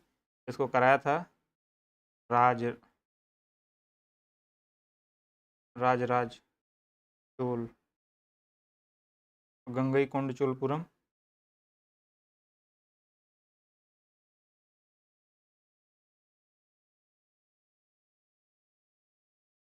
ये राजेंद्र चोल पुत्र था राजराज का, तो इसके बाद ही आएगा। ये चोल हो गए।